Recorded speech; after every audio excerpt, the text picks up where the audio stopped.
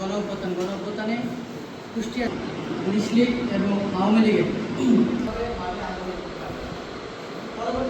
এই তরুণদের নেতৃত্বে আগামীতে যে সংসদ নির্বাচন হবে সেই নির্বাচনে এই গণ অধিকার পরিষদ 3 আসনের প্রার্থী দিবে। আমরা সবশেষ নির্বাচন দেখেছি, যেহেতু একটা ডামি নির্বাচন হয়েছে, সেই নির্বাচন আমরা প্রত্যাখ্যান করেছি। কিন্তু সামনে যে নির্বাচন হবে, নির্বাচনে সুষ্ঠু পরিবেশ নিশ্চিত হলে এবং মানুষের ভোট দেওয়ার মতো পরিবেশ পরিস্থিতি তৈরি হলে আমরা 3 আসনের প্রার্থী দিব এবং আমরা সেই লোকে কাজ করছি। আমরা এবং আশা করি যে আগামীতে সরকার গঠনের জন্য গণ অধিকার পরিষদ কাজ করলে, বিশেষ করে আমরা তরুণদেরকে সাথে নিয়ে কাজ করতে চাই এবং তরুণরা ইতিমধ্যে আমাদের প্রতি যথেষ্ট আগ্রহ এবং উৎসাহ রয়েছে এবং সাধারণ মানুষ আমাদের প্রতি যথেষ্ট আগ্রহ রয়েছে। আমরা নির্বাচনের যে জোড়াশোনা এবং জাঁকজমকপূর্ণ আয়োজন, সেটা আমরা আগামী মাস থেকে শুরু করবো। এটা আপনারাও ইনশাল্লাহ দেখতে পারবেন। ধন্যবাদ। বিপিনুর হক নূর এই অভ্যুত্থানের একজন নায়ক। আমরা মনে করি এই যে অভ্যুত্থান, এই অভ্যুত্থান জুলাই আন্দোলনের এই 36 দিনের আন্দোলন না, দীর্ঘ একটা প্রেক্ষাপটের মধ্য দিয়ে 36 দিনের মধ্যে দিয়ে এই অভ্যুত্থানটা সংগঠিত হয়। কিন্তু অভ্যুত্থান পরবর্তী এই বাংলাদেশে আমরা ফেসিবাদকে নির্মূল করতে পারিনি। তারই সবথেকে জ্বলন্ত প্রমাণ যদি দেখেন, ফেসিবাদের উৎখাতের যারা নায়ক, তাদের বিরুদ্ধে তাদের মামলা দেওয়ার জন্য কোর্ট নির্দেশ দেয়।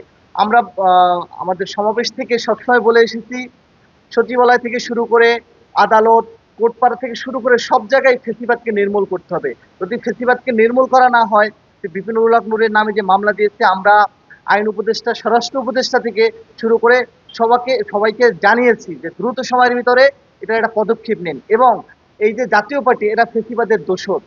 এই ফেসিবাদ শুধুমাত্র আওয়ামী লীগকে নিষিদ্ধ করলে হবে না, ফেসিবাদকে যারা পুনর্বাসন করেছে এবং ভবিষ্যতেও যারা পুনর্বাসন করার চিন্তা ভাবনা করতেছে, তাদের বিরুদ্ধে ব্যবস্থা নিতে হবে। যদি তাদের বিরুদ্ধে ব্যবস্থা নেওয়া না হয়, তাহলে পরবর্তীতে দেখা যাবে তাদের কাঁধে ভর করে এই ফেসিবাদ আবার বাংলাদেশে পুনর্জন্ম নেওয়ার চেষ্টা করবে। কিন্তু আমরা বিপ্লবী যারা আছি, তারা সবসময় বলি যে বাংলাদেশে বর্তমান প্রেক্ষাপটে কোনো দল, সেটা যে কোনো দলই হতে পারে, এই ফেসিবাদকে আবার সামনের দিকে আনার চেষ্টা কোনোভাবেই করবেন না।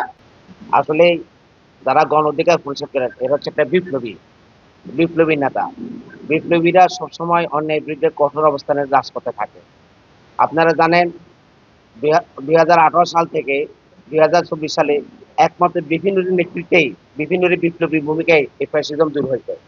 ঠিক ফ্যাসিজমের যে দোষর আছে, তাদেরকে উৎখাত করার জন্য এই কুষ্টিয়া যারা আমরা গণ অধিকার পরিষদের নেতৃবৃন্দ আছে, আমাদের ছাত্র অধিকার, যুব অধিকার, গণ অধিকার, তারাও ওই দোষরদের বিরুদ্ধে আন্দোলন করে যাচ্ছে। ইনশাল্লাহ আগামীতে শুধু কুষ্টিয়া না, সারা বাংলাদেশে কোনো ফ্যাসিজম আর সৃষ্টি হবে না। কুষ্টিয়া তো আর হবে না ইনশাল্লাহ।